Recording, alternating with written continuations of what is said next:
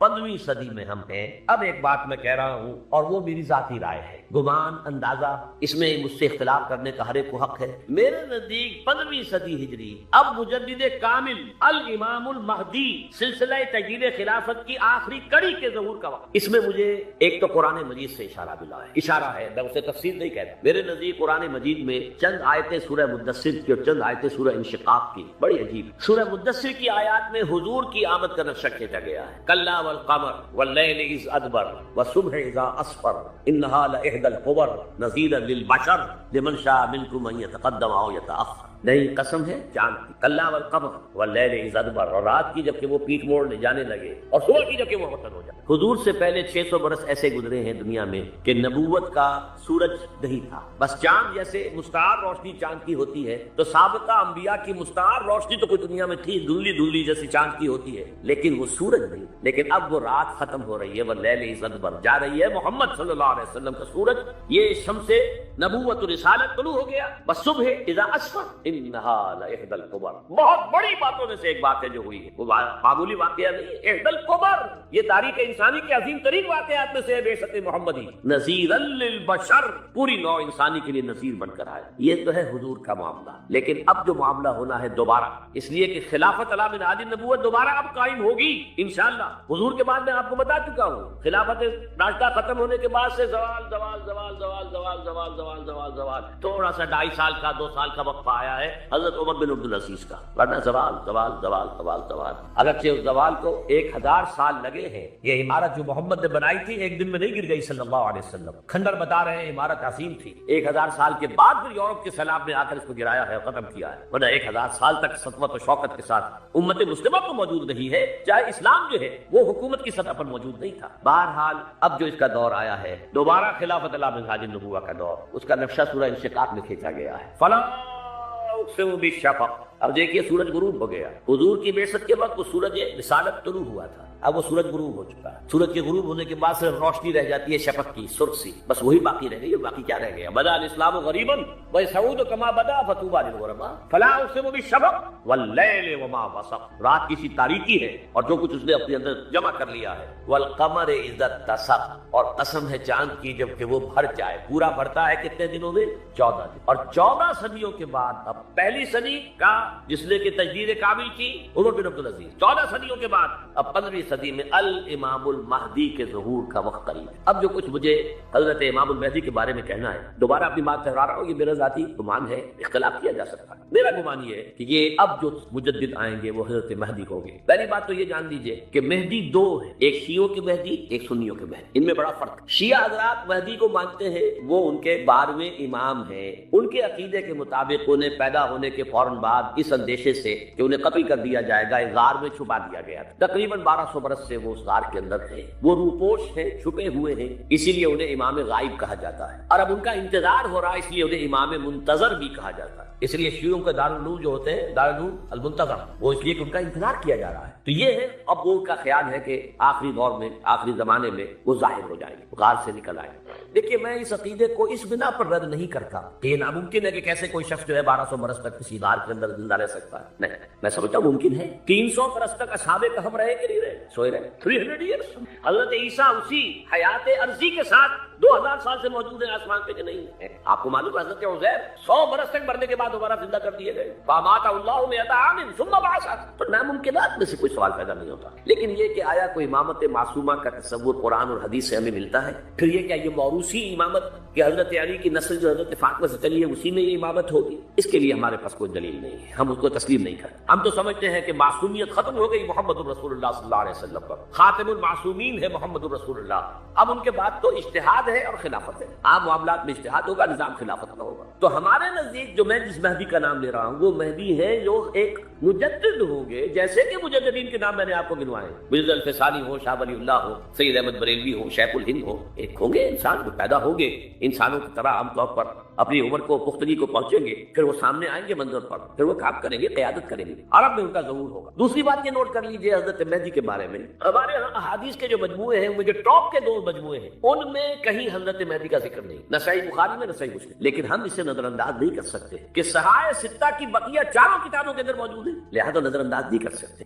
Ignore کرنا ممکن نہیں ہے۔ اب اس میں میں چاہتا ہوں کہ کچھ حدیثیں آپ کو میں سناؤں جن میں حضرت مہدی کا تذکرہ کیا گیا ہے۔ پہلی ہے وعن عبداللہ بن مسعود قال قال رسول اللہ صلی اللہ علیہ وسلم، حضرت عبداللہ بن مسعود سے روایت ہے، وہ فرماتے ہیں کہ حضور نے ارشاد فرمایا لا تذهب الدنيا حتى يملك العرب رجل من اہل بیتی، یہ دنیا ختم نہیں ہوگی جب تک کہ عرب پر میرے اہل بیت میں سے ایک شخص کی حکومت قائم نہ ہو۔ اور آپ کو معلوم ہے کہ آج تک عرب پر حضور کے اہل بیت کی کوئی حکومت قائم نہیں ہوئی، اور جب قائم ہوئی بھی تھی حضرت علی کو اگر شمار کیا جائے، اس لیے کہ حضور نے وہ جو مشہور واقعہ ہے کہ ایک چادر میں لے لیا تھا حضرت علی کو اور حضرت فاطمہ اور حضرت حسنین کو، اللہم ہؤلاء اہل بیتی، اے اللہ یہ بھی میرے اہل بیت ہیں، تو حضرت علی کی بھی حکومت منعقد نہیں ہوئی، پورے عالم اسلام پر ان کی حکومت نہیں، اس لیے کہ شام اور مصر دونوں صوبے جو ہیں انہوں نے ان کی اطاعت قبول نہیں کی۔ اس حوالے سے یہ معاملہ ابھی ہونا ہے۔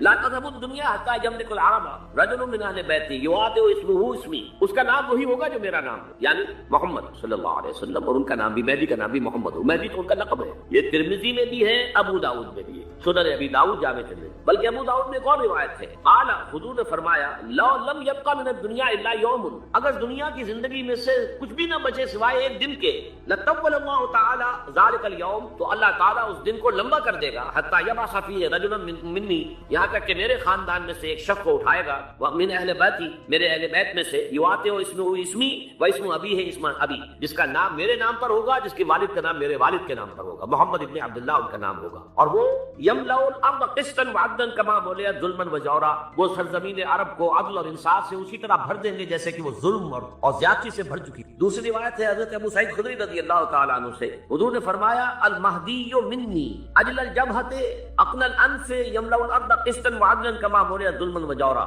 یملک 7 سنین، رواہ داؤد، کہ مہدی مجھ میں سے ہوں گے بڑی روشن پیشانی والے اور بڑی کھڑی ناک والے، وہ زمین کو بھر دیں گے انصاف سے اور عدل سے جیسے کہ وہ ظلم سے بھری ہوئی ہوگی، اور وہ 7 برس تک حکومت کرے۔ عرب میں خالص خلافت علی منہاج النبوہ کا نظام حضرت مہدی کے ہاتھوں قائم ہوگا اور 7 برس تک قائم رہے گا عرب کے اندر، اس کا اگلا مرحلہ میں بعد میں بیان کروں گا۔ تیسری روایت، اور اس کو میں اس لیے خاص طور پر سنا رہا ہوں کہ اس میں وہی الفاظ آئے ہیں جو میں نے ابتدا میں حدیث آپ کو سنائی تھی، اس کے الفاظ ہیں۔ عن ابی سعید قال ذکر رسول اللہ صلی اللہ علیہ وسلم بلاء یصیب هذه الامه حتى لا يجد الرجل ملجا يلجا الیہ من الذل، حضور نے ذکر فرمایا کہ ایک دور ایسا آئے گا انتہائی ابتلا اور آزمائش اور مصائب کا کہ کسی شخص کو کوئی سر چھپانے کی جگہ نہیں ملے گی اس ظلم سے اپنے آپ کو بچانے کے لیے۔ فیبعث اللہ رجلا من عتبتی واہل بیتی، تو پھر اللہ میرے خاندان میں سے میرے اہل بیت میں سے اٹھائے گا ایک شخص کو، فیملأ به الارض قسطا وعدلا، اور اس کے ذریعے سے اللہ تعالیٰ زمین کو عدل و قسط سے بھر دے گا۔ یرضى عنہ ساکن السماء،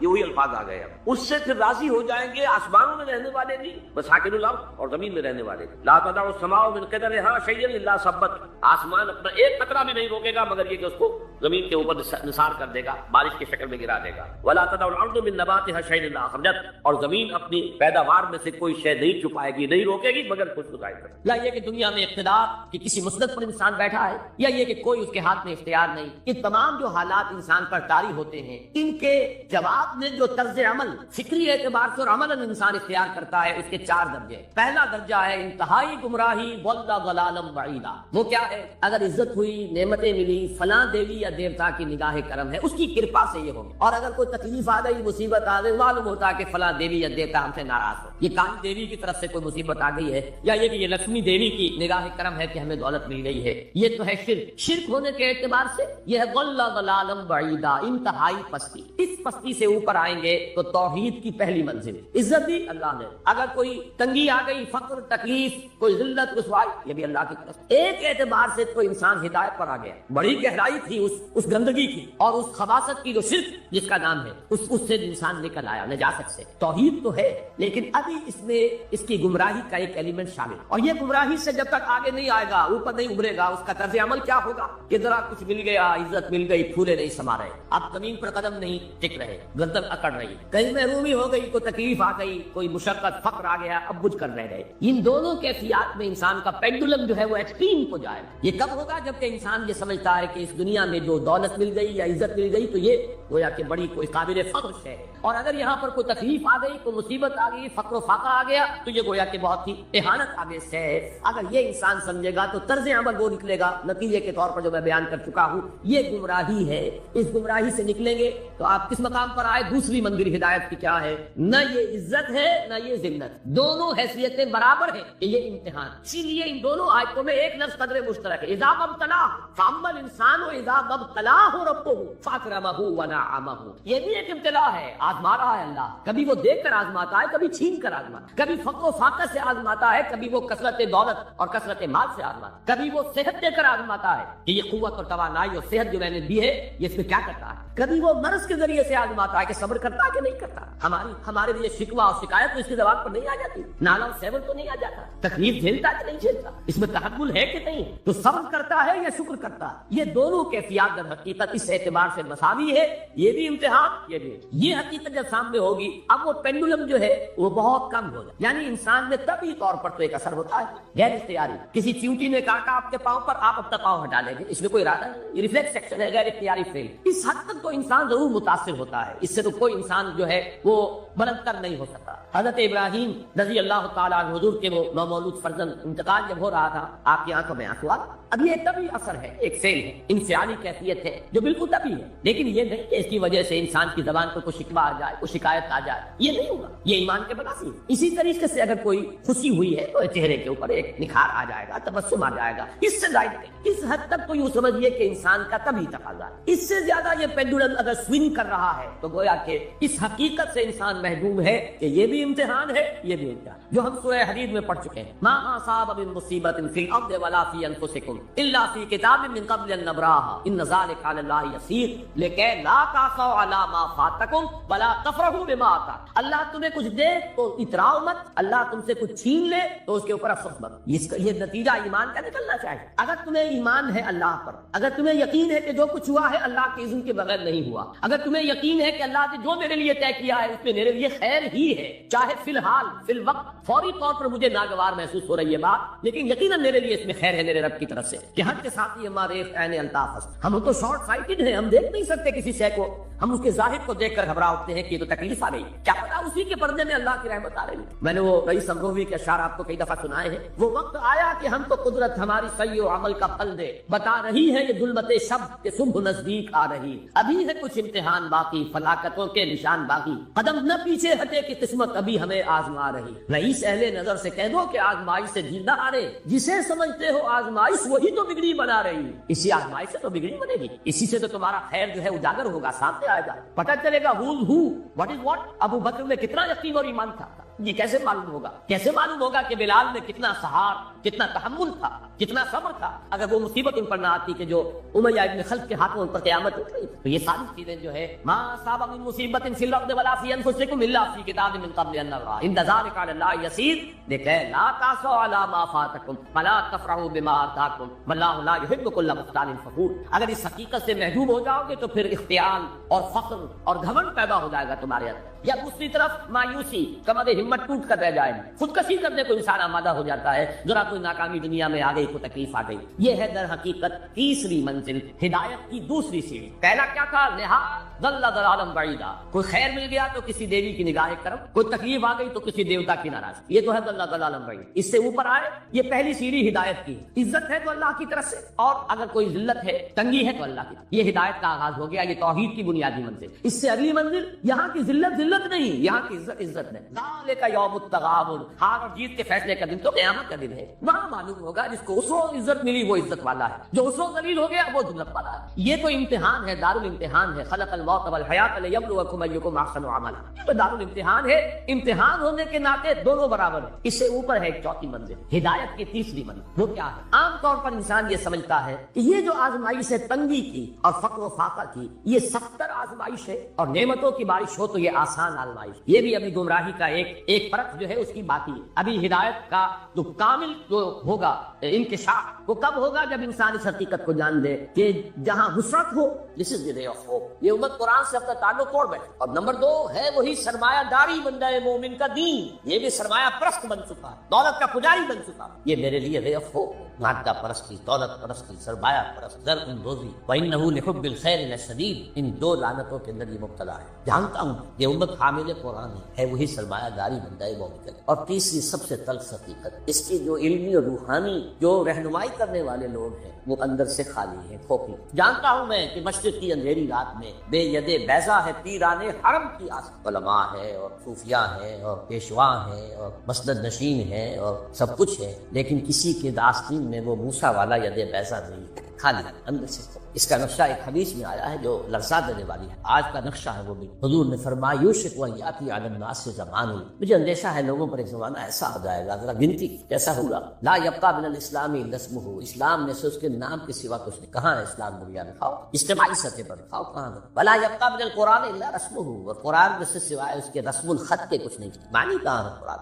ہو رہی ہے اس کی طرف پیش قدمی ہو رہی ہے، تدریج، لیکن یہ اس حدیث سے جو ہے وہ تو سامنے ہے۔ مساجدہم عامرۃ، ان کی مسجدیں آباد تو بہت ہوں، بڑی بڑی مسجدیں، شاندار مسجد، عالیشان بھری ہوئی، بھرپور، جمعے کے اندر عیدین کا اتوار۔ وہی خراب من الہدیٰ، ہدایت سے خالی ہے۔ ایک رسم پرستی ہو رہی ہوگی، ریچولزم ہو رہی، رہ گئی رسم ادا، روح بلالی نہ رہ گئے، فلسفہ رہ گیا، تلقین رسالی نہ رہی۔ اور آخری بات، علماءہم شر من تحت عدیم السماء، ان کے علماء آسمان کی چھت کے نیچے کی بدترین مخلوق ہو۔ من عندہم تخرج الفتنۃ وفیہم تعود، ان کے اندر سے فتنے برآمد ہوتے رہیں گے، فلاں کافر، فلاں یہ، فلاں وہ، فلاں وہ، اور فتنے ان کے اندر ہی جو ہے داخل ہوتے رہیں گے۔ یہ حدیث ہے۔ بہرحال یہ صورت تو ہے، لیکن حدیث عجیب بات کہتا ہے، وہ میں چاہتا ہوں سمجھ لیں، وہ فلسفے کا بڑا ایک گہرا مسئلہ اصل حاصل کے تقاضاؤں سے ہے، لیکن یہ خوف ہو نہ جائے آشکارا شر پیغمبر کہیں۔ مجھے مسلمانوں سے اتنا خوف نہیں ہے کہ یہ دوبارہ شر پیغمبر کو لے آئیں گے، اصل حاضر کے تقاضاؤں سے خوف۔ یہ کیا بات ہے؟ آپ نے کبھی سوچا بھی نہ ہوگا۔ دیکھیے یہ ایک فلسفہ ہے، ہیگل کا ہے،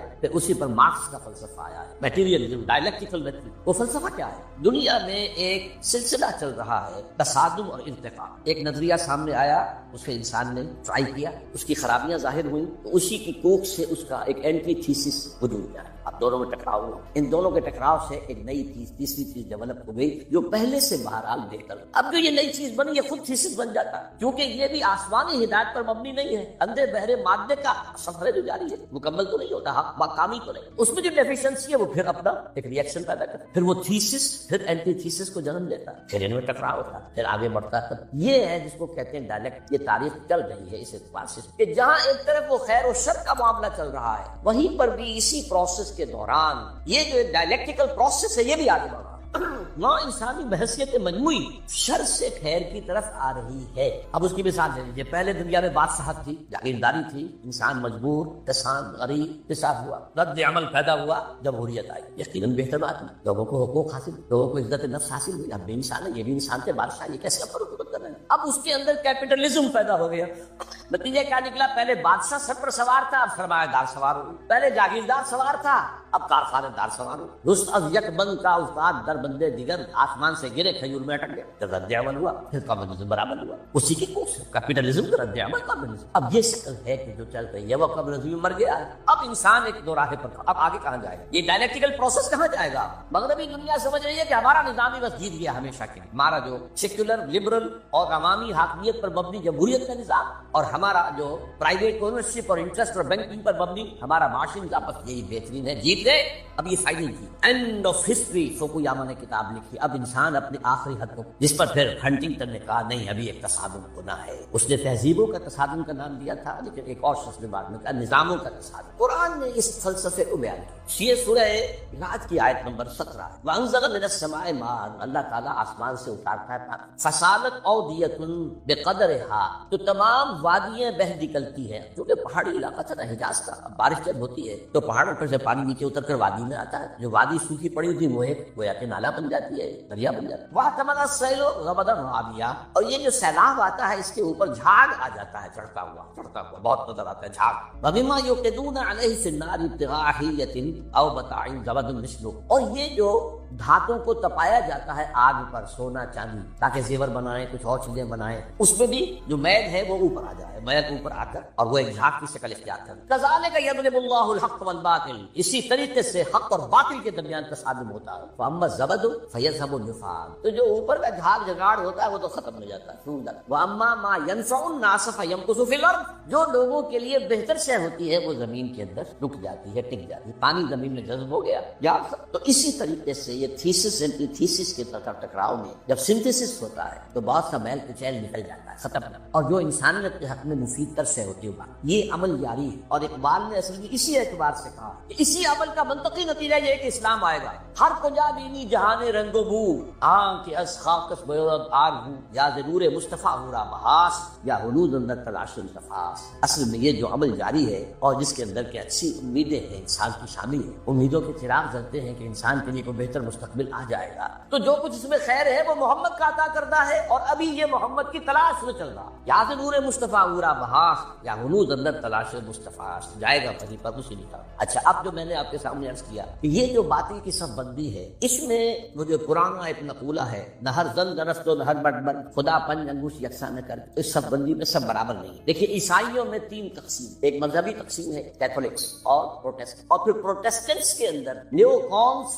یہ دفعہ آپ پڑھتے ہوں گے، اور ایونجلسٹ آج کل سب سے زیادہ ایک تو ان کے درمیان اختلاف۔ نمبر دو، کیتھولک جب جان لیجئے کہ یورپ جو ہے مین لینڈ یورپ اس کیتھولک نیئرلی 100%، امریکہ اور برطانیہ یہ ہے پروٹسٹ۔ پھر ان کے اندر بھی ایک تقسیم ہے، کچھ لوگ مذہبی ہے، کچھ سیکولر ہے، جنہیں پرواہ نہیں ہے، نہ کیتھولسزم سے پرواہ ہے، بحث ہے، نہ پروٹسٹنٹزم سے، جیسے کہ ہر جگہ ہوتا ہے، ہمارے یہاں بھی ہے۔ ایسے لوگ بھی ہیں جنہیں کو خاص سروکار ہے، کہنے کو وہ شیعہ ہے، وہ شیعہ کیا ہے کچھ بھی نہیں، کہنے کو سنی ہے، سنی کیا ہے، مذہب میں کوئی خاص سروکار ہی نہیں، تو کہاں کی شیعت کہاں کی سنیت۔ اسی طریقے سے یہودیوں میں تقسیم ہے، ایک یہودی ہے مذہبی پریکٹس، ان کی تصویر اگر کبھی آپ نے اخبارات میں دیکھ، لمبے لمبے ان کے بال ہوتے ہیں، اور خاص طور پر یہ قلمیں جو ہے یہ ان کو وہ دے کر چھلے بنا کر لٹکاتے، بہت خوبصورت لگتی ہے، کوئی شک نہیں، اور بال بڑے بڑے اور سیاہ ہیٹ اور لمبے سیاہ کوٹ، اچکن تو نہیں ہوتی وہ، لیکن یہ کہ کوٹ لمبے ہوتے، یہ یہودی ہے پریکٹس۔ پھر یہ کہ اگر یہ گھر پر بھی ہوگا تو اس کے سر پر ایک چھوٹی سی ٹوپی ضرور ہوگی، باہر نکلے گا تو ہیٹ ہوگا، بلیک ہیٹ، چھوٹی سی ٹوپی چپکی ہوئی ہوگی اس کی کھوپڑی کے ساتھ، یہ یہودی ہے پریکٹسنگ۔ اور ایک سیکولر یہودی جنہیں مذہب سے کوئی سروکار نہیں، نسلاً یہودی ہے، بس ٹھیک ہے۔ اور دوسری طرف ایک اور تقسیم ہے جسے بہت کم لوگ جانتے ہیں، سپیرڈین اینڈ افغانزم۔ ایک یہودی وہ ہے جو اصلاً یہودی یعنی بنی اسرائیل، ان کی رنگت زیادہ سرخی مائل نہیں ہوتی، بلکہ جیسے ہمارے ہاں گورے، بس جیسے ہندوستانیوں میں گورے، ایک ہے سرخ و سفید اور جو ہے یورپ، یہ لوگ ہیں اصل یہودی، یہ ایشیائی ہیں، یہودی کی ایشیائی قوم، یورپین قوم، تو ان کا وطن تو فلسطین تھا۔ ایک ہے یہ سرخ پنگاروں کی طریقے سے سرخ، یہ اصل میں یہودی نسل سے، یہ اصل میں 7ویں صدی عیسوی میں ایک خاص حکومت تھی جو کہ آج کل کے بحیرہ کیسپیئن کے قریب ہاجر ایک قوم، اس پر دباؤ پڑ رہا تھا، ایک طرف عیسائیوں کی طرف سے کہ عیسائی ہو جاؤ، ایک طرف مسلمانوں کی طرف سے کہ مسلمان ہو جاؤ، اور وہ بادشاہ رہنا چاہتا تھا نیوٹرل۔ وہ جو دو چکی کے دو پارٹوں میں آ گیا تو اس نے ایک فیصلہ کیا، اس نے کچھ عیسائی علماء کو بلایا، کچھ یہودی علماء کو بلایا، اپنے ہاں مناظرہ کرایا۔ جب مناظرے میں بھی کوئی خاص فیصلہ کی بات نہیں، اب اس نے علیحدگی میں بلایا عیسائیوں کو، تمہارے نزدیک عیسائی بہتر ہیں یا یہودی بہتر ہیں، مسلمان بہتر ہیں یا یہودی بہتر ہیں؟ یہودی۔ مسلمانوں کو بلایا، تمہارے نزدیک عیسائی بہتر ہیں یا یہودی؟ یہودی۔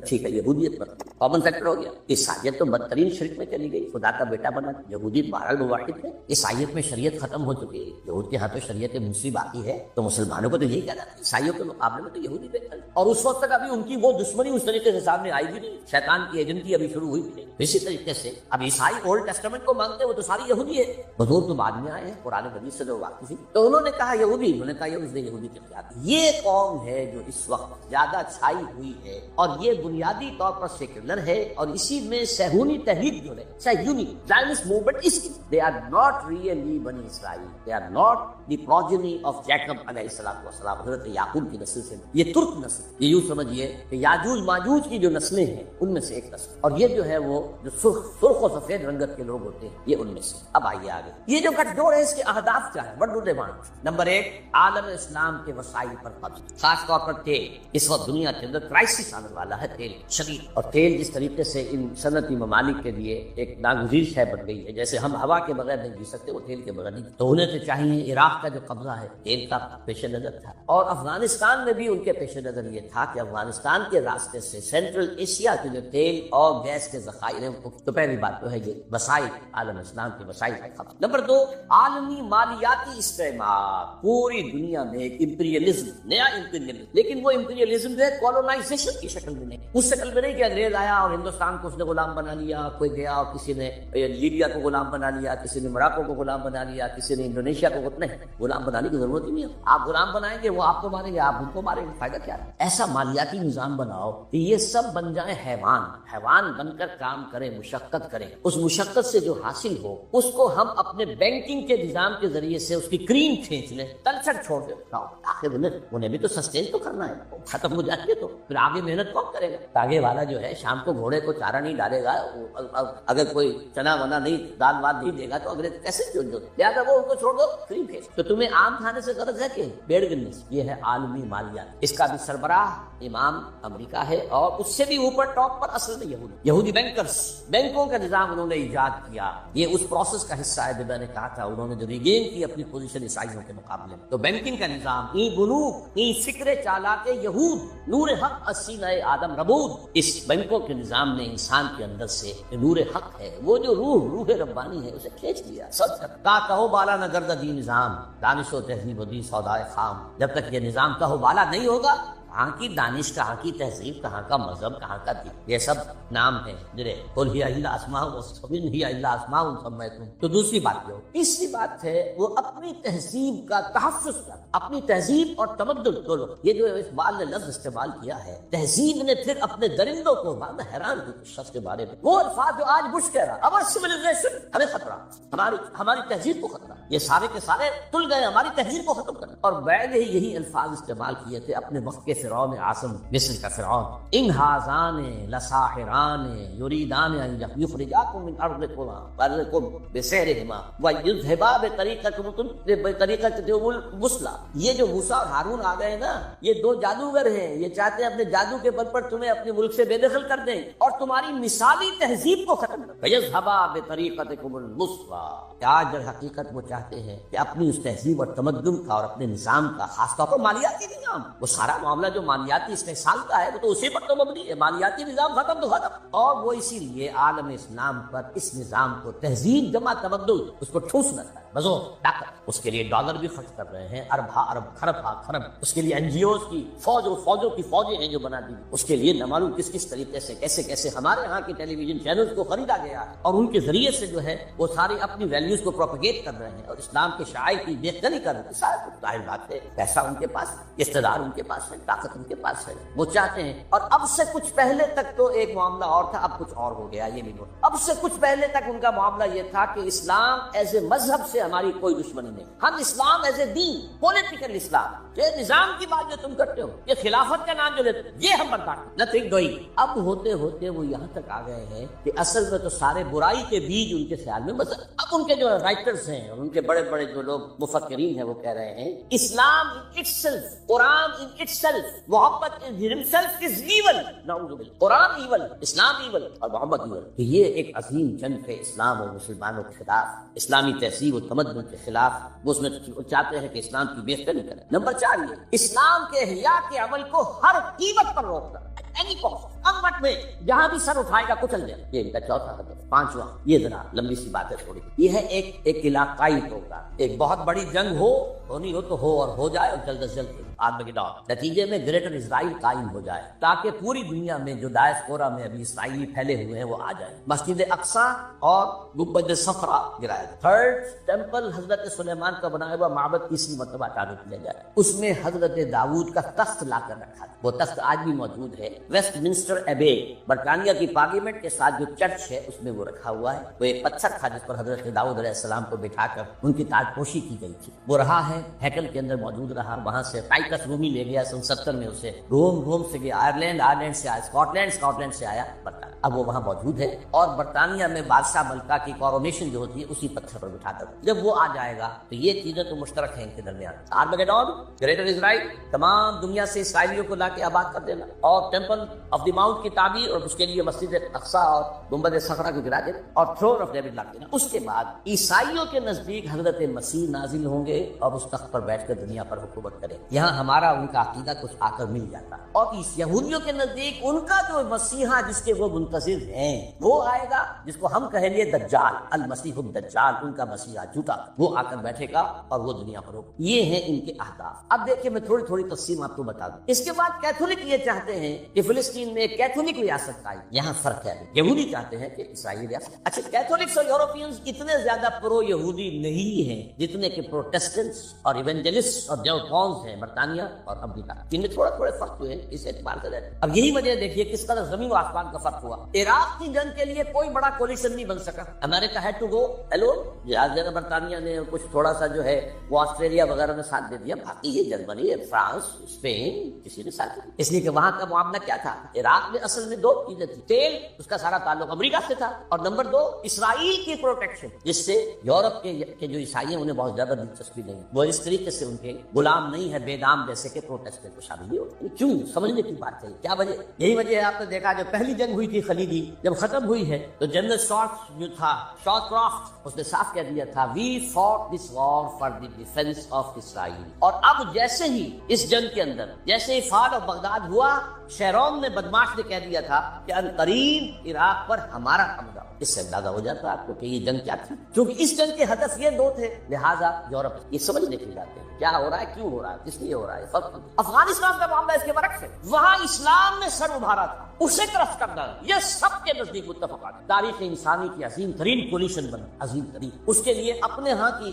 رائے عامہ کو ہموار کرنے کے لیے اپنے ٹوئن ٹاورز خود گرائے بدماشوں نے، تاکہ غیرت اور غضب پیدا ہو جائے امریکی قوم کے اندر، اور وہ ہر طرح کی ہماری دولت جو ہے سینکشن کرنے کو تیار ہو جائے. جنگ کے ڈیزی کٹرز آ گئے، سب کچھ آ گئے، اور وہاں آ کر پنجے گاڑ دیے گئے. اور وہاں آپ کو معلوم ہے نیٹو کی فوجی بیٹھی، امریکہ کم ہے، نیٹو زیادہ. اس لیے کہ میں یہ سمجھتا ہوں کہ ان کے علم میں احادیث نبویہ ہیں، یہ جاہل نہیں. ایک حدیث یہ ہے کہ جب آخری مقابلہ ہوگا حضرت عیسیٰ اور ان کے ساتھ اہل ایمان شامل ہوں گے اور یہودیوں کے مابین، تو کوئی درخت کوئی پتھر یہودی کو پناہ نہیں دے گا، بلکہ کہے گا اے مسلمان، اے بھائی، یہ یہودی میرے پیچھے چھپا ہوا ہے، اس کو آ کے قتل کر دو. سوائے غرقد کے ایک درخت ہے، وہ یہودیوں کا ہمدرد ہے. اور اب غرقد ہی سب سے بڑے پیمانے پر اسرائیل میں کاشت کیا گیا. نمبر دو، یہ حدیث ہے کہ خراسان کے علاقے سے فوجیں آئیں گی جو دجال کا مقابلہ کرے گی حضرت مسیح علیہ السلام کے ساتھ ہو کر، اور وہ سیاہ جھنڈے لے کر آئیں گی اور ان کا رخ کوئی موڑ نہیں سکے گا.